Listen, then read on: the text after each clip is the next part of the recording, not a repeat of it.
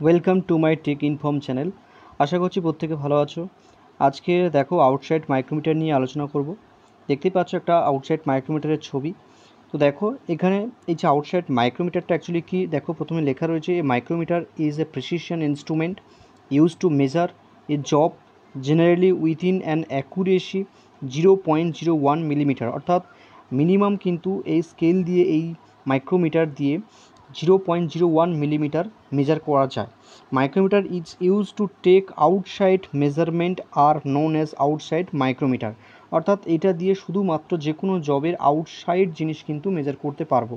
যেমন একটা সিলিন্ড্রিক্যাল জবের ক্ষেত্রে তার আউটসাইড ডায়ামিটার মেজার করতে পারবো, অথবা কোনো একটা জবের লেন্থ মেজার করতে পারবো, বা ব্রেথ মেজার করতে পারবো, বা থিকনেস মেজার করতে পারবো।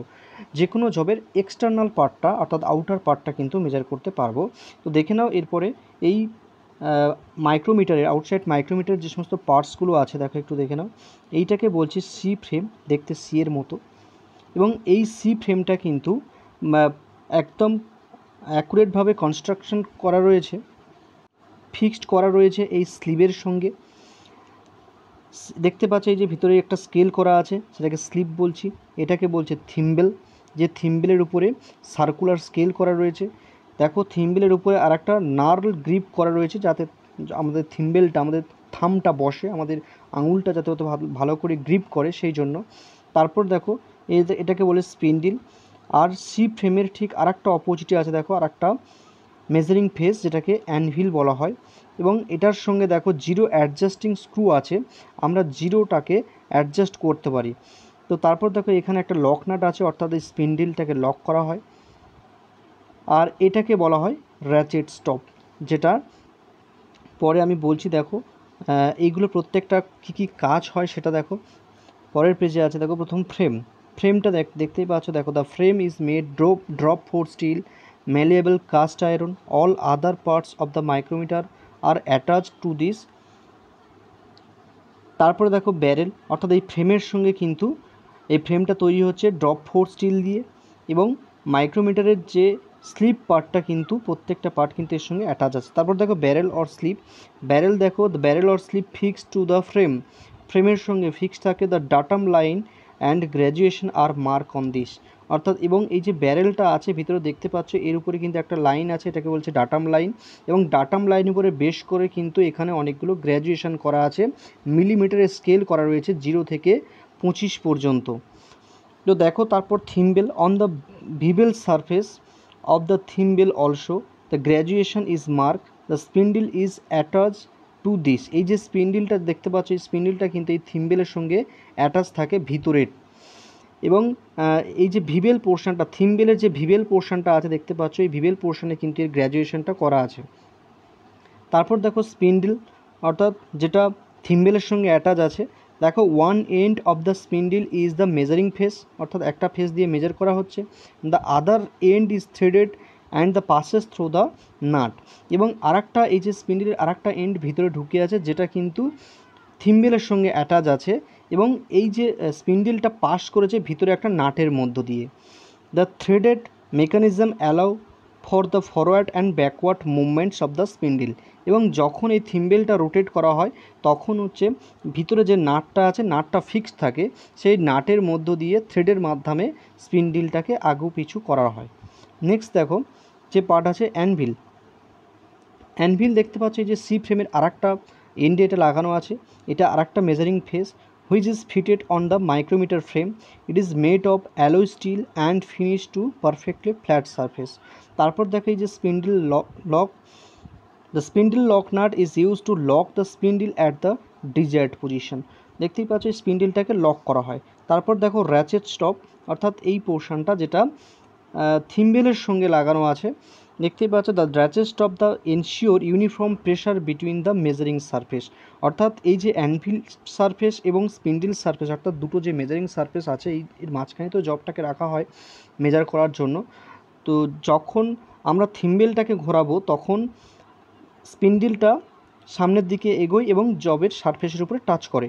তো এরকমই তো হতে পারে যে জবের সারফেসের উপরে খুব বেশি টাইটলি বসে গেছে, তো তার জন্য মেজারমেন্টটা কিন্তু অনেকটা কমে যাবে। সেই জন্য এই র্যাচেট স্টপ দিয়ে কিন্তু কন্ট্রোল করা হয় প্রেশারটা। তারপর দেখো ওয়ার্কিং প্রিন্সিপাল, দেখো মাইক্রোমিটারের যে working principle, the micrometer work on the principle of screw and nut.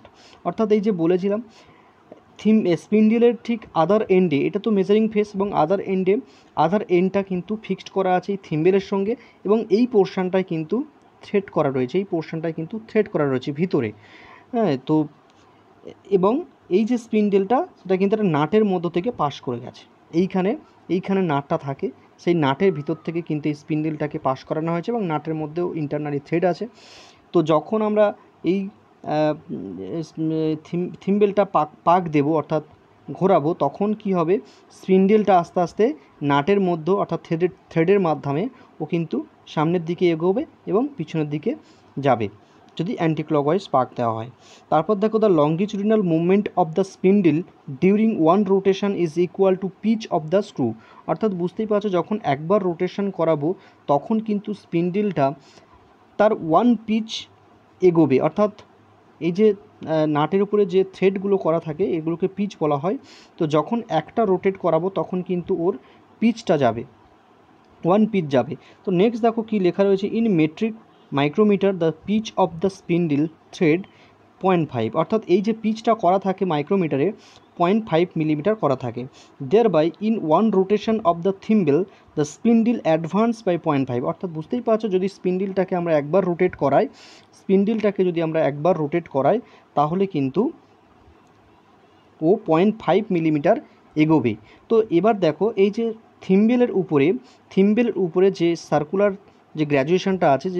গ্র্যাজুয়েশনটা আছে সেখানে কিন্তু 0 থেকে অর্থাৎ টোটাল 50টা ডিভিশন করা থাকে এই সার্কুলার স্কেলে।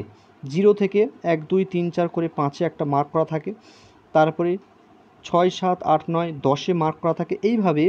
এইভাবে কিন্তু এখানে 45টা দাগ থাকে, তারপরে 46 47 48 গিয়ে 0-তে ম্যাচ করে, অর্থাৎ টোটাল কিন্তু এখানে 50টা ডিভিশন থাকে এই থিম্বেলের সার্কুলার স্কেলে।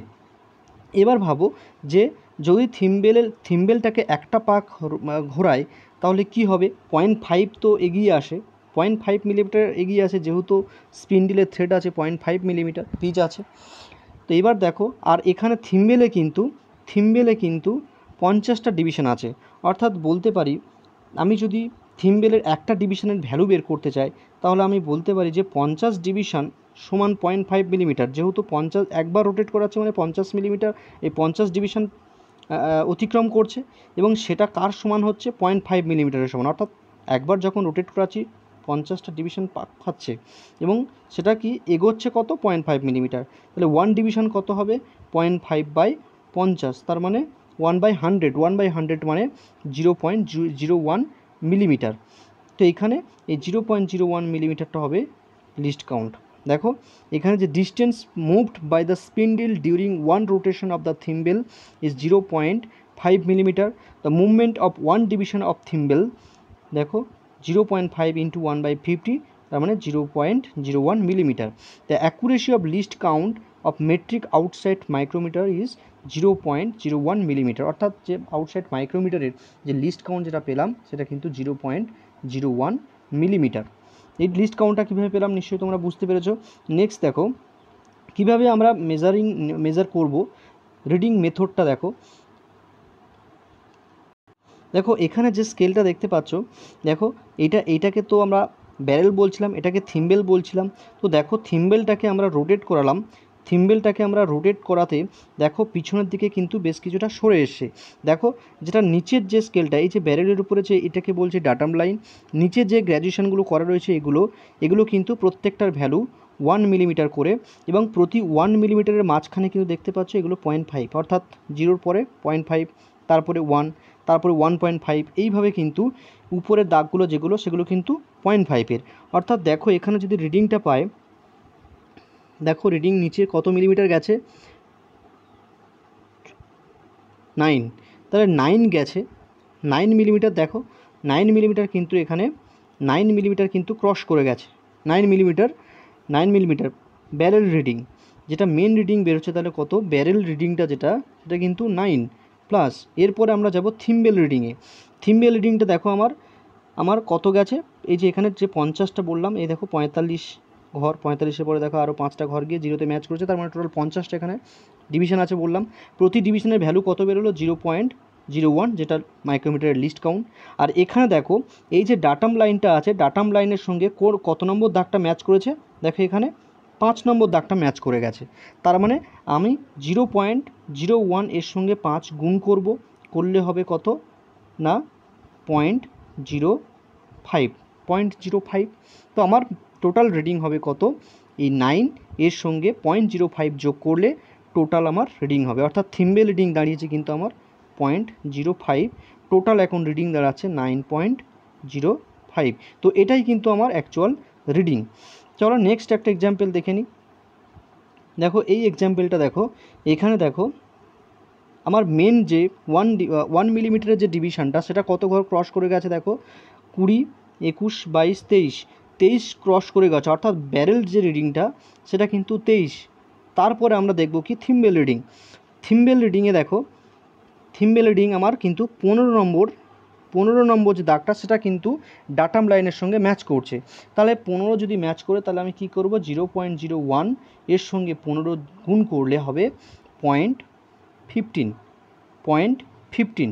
এবার তাহলে মেন রিডিং হবে কত না 23.15। তো এটাই হবে কিন্তু অ্যাকচুয়াল রিডিং।